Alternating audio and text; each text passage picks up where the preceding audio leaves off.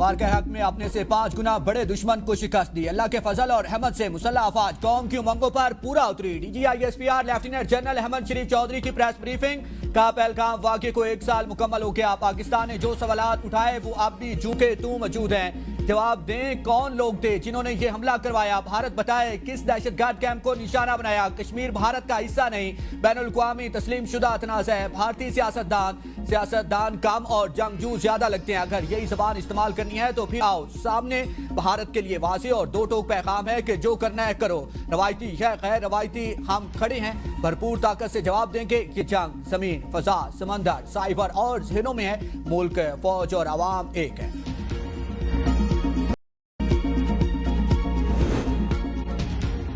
کشمیر بھارت کا اندرونی مسئلہ نہیں. کشمیر عالمی سطح پر حل طلب معاملہ ہے. پاکستان کی کشمیر کے حوالے سے سوچ میں کوئی تبدیلی نہیں ہو سکتی.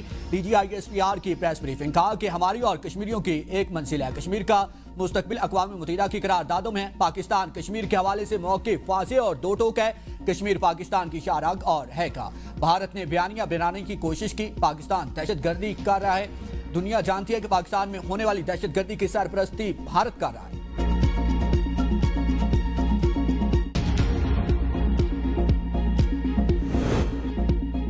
پاک فوج کا سیاست سے کوئی تعلق نہیں. بات چیت سیاسی جماعتوں کا استحقاق ہے. آپ بات چیت سے مسائل حل کریں. آپ کو کس نے روکا. ترجمان پاک فوج چودھری احمد شریف کی پریس بریفنگ. کہا کہ ہم کسی سیاست کی سوچ کو نمائندگی نہیں کرتے. پاکستانی سیاست میں اسٹیک ہولڈرز نہیں ہیں. ملک کی آرم فورسز ہیں. پاک فوج ایلیٹ کی نہیں غریب کی فوج ہے. بھارت کو غلط فہمی تھی. پاکستانی عوام اور فوج میں دوری ہے.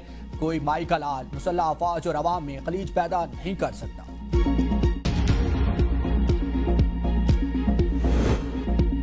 مارکہ حق میں بھارت نے کئی بار اپنی بحری بیڑا تعینات کرنے کی کوشش کی. بھارتی بحریہ کی ہمت نہیں ہوئی کہ وہ ہمارے پانیوں کا رخ کرے. Deputy chief of naval staff rear admiral Shafaat Ali Khan کی پریس بریفنگ. کہا کہ بھارت نے خفت مٹانے کے لیے غیر ذمہ بیانیہ دیا. ہم چاہتے ہیں لیکن اسے ہماری کمزوری نہ سمجھا جائے. ہم نے اپنی صلاحیتوں کو دن بدن پالش کر رہے ہیں. Deputy chief of air staff Tariq Mahmood Ghazi نے کہا کہ مارکہ حق میں سکور 8-0 رہا. پاک فضائیہ دشمن کی ہر سرگرمی کو نوٹ کر رہی تھی. دشمن ہمارے بارڈر کے قریب آنے کی جرت نہیں کر سکتا. ایئر فورس نے پہلی بار ملٹی ڈومین آپریشنز کو فعال کیا. اسکائی سروسز پلانز کی گائیڈنس طے کی. بھارت کو اپنی فورس کو ری لائن کرنا پڑا. مارکہ حق میں سری نگر سے بٹھنڈا تک پاک فضائیہ نے دشمن کو سبق سکھایا. پاک فضائیہ نے دنیا کے سرفہرست لڑاکا ہتھیاروں کو خاک میں ملا دیا. قومی دفاع میں پاک فضائیہ کا کردار تاریخی ہے. Air chief marshal Zaheer Ahmed Babar Sidhu کا مارکہ حق کے 1 سال مکمل ہونے پر air headquarters Islamabad میں تقریب سے خطاب. کا مارکہ حق میں دشمن کی تمام تر تنصیبات پاک فضائیہ کے نشانے پر تھی. S-400 ایئر ڈیفنس سسٹم کو لمحوں میں تباہ کیا. نیان مرسوس میں پاکستان نے بہترین ڈرون صلاحیت کا مظاہرہ کیا. پاکستان نے فضائیہ, الیکٹرانک اور سائبر وارفیئر میں دشمن کو دھول چٹائی. ریکارڈ ٹائم میں دشمن کی تنصیبات اڑا دی. سائبر شہینوں نے دشمن کی سائبر سیکیورٹی کو تباہ کیا. بھارتی فضائیہ کو عبرتناک اور تذلیل سے بھرپور شکست دی. پہلگام فالس فلیگ کے بعد پاکستان نے بھارت کو غیر جانبدارانہ تحقیقات کی پیشکش کی تھی, مگر بھارت نے پاکستان پر بے بنیاد الزامات لگا کر جارحیت کی. پاک فضائیہ نے بھارتی جارحیت کا بھرپور اور منہ توڑ جواب دیا.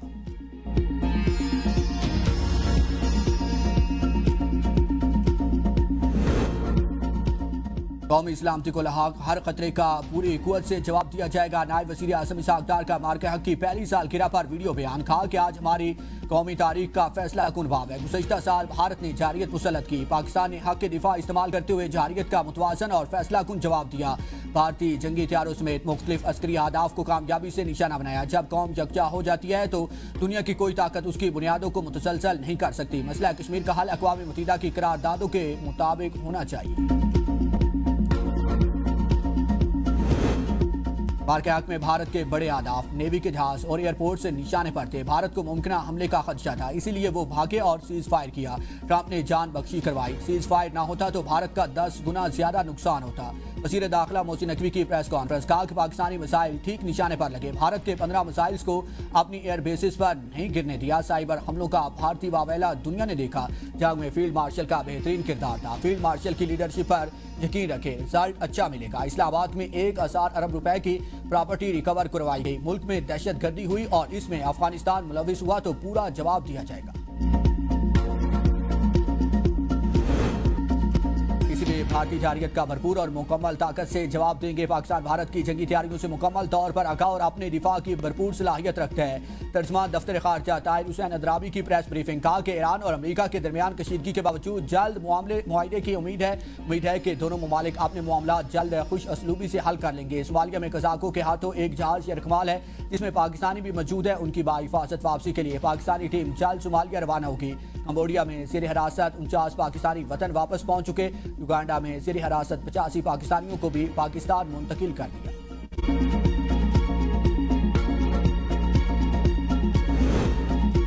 امریکہ ایران جنگ روکنے اور جنگ بندی میں توسیع کے لیے کوششیں جاری ہیں۔ وزیر اعظم شہباز شریف کا گلگت میں تقریب سے خطاب، کہا کہ پاکستان نے جنگ بندی کے لیے اہم سفارتی کردار ادا کیا۔ کراچی میں سولر پینلز کا ایک فراڈ کیس آیا، میں نے کہا کہ سولر پینلز کی نیلامی نہیں کریں، گلگت بلتستان میں نصب کرائیں۔ لیپ ٹاپ دینا طلبہ پر احسان نہیں ہے، ان کی محنت کا اعتراف ہے۔ دانش سکولز پر تنقید ہوئی، ہزاروں بچے دانش سکول سے فارغ التحصیل ہو کر عملی زندگی میں کارہائے نمایاں انجام دے رہے ہیں، اپنے سیاسی سفر پر کبھی سمجھوتا نہیں کیا۔ وزیر اعظم نے مفت سولر پینلز تقسیم کیے، طلبہ کو لیپ ٹاپ دیے، خطے میں مفت سولرز تقسیم کا افتتاح کیا۔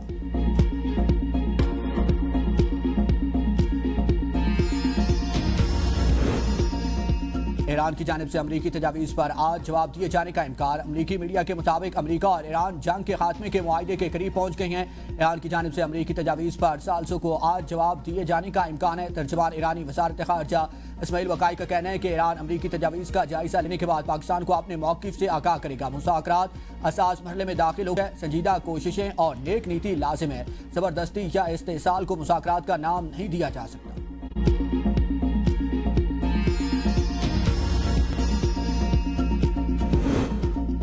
گزشتہ 24 گھنٹوں کے دوران مثبت مذاکرات ہوئے، حالات سمت میں آگے بڑھ رہے ہیں۔ صدر ٹرمپ کی میڈیا سے گفتگو، دعویٰ کیا کہ امریکہ ایران سے افزودہ یورینیم حاصل کرنے جا رہا ہے۔ ایران معاہدے پر رضامند ہو جاتا تو اپنا ہرمز ایران سمیت تمام ممالک کے لیے کھول دی جائے گی۔ اگر ایران نے معاہدہ قبول نہ کیا تو بڑے حملے کیے جائیں گے۔ امید ہے مذاکرات کامیاب ہوں گے، دورہ چین سے قبل معاہدہ ہو سکتا ہے۔ ایران کے ساتھ جاری کشیدگی جلد ختم ہو سکتی ہے۔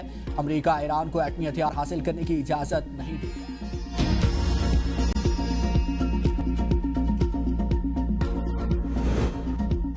مذاکرات کے لیے تیار، دھمکیوں میں نہیں آئے گے، دھمکیوں کے سائے میں گفتگو نہیں ہوتی۔ صدر مسعود پزشکیان کا ٹرمپ کو دو ٹوک جواب، کہا کہ امریکی حکام دھمکیاں دینا بند کرے، عالمی قوانین کے تحت جوہری پرغیب جاری رہے گا۔ اسپیکر باقر کالیباف کہتے ہیں کہ ایرانی تہذیب تباہ کرنا دشمن کی خام خیالی ہے، عوام تاریخ کے اس حساس دور میں دشمن کے خلاف ڈٹ جائیں۔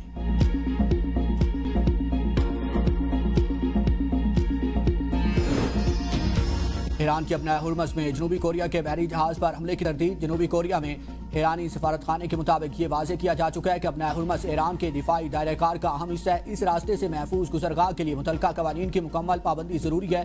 مقرر قواعد اور زمینی حقائق کو نظر انداز کیا گیا تو غیر ارادی واقعات میں پیش آ سکتے ہیں۔ اپریل کو پاناما پرچم بردار کارگو جہاز میں دھماکہ اور آگ لگنے کا واقعہ پیش ہے جس پر 24 افراد سوار تھے۔ IMF ایگزیکٹو بورڈ کا اجلاس کل طلب، پاکستان کے لیے $1 ارب 20 کروڑ قرض کی منظوری متوقع، $7 ارب EFF پروگرام کی تیسری جائزہ رپورٹ کامیاب ہو چکی۔ پاکستان اور IMF کے ساتھ 27 مارچ کو اسٹاف لیول معاہدہ طے پایا تھا۔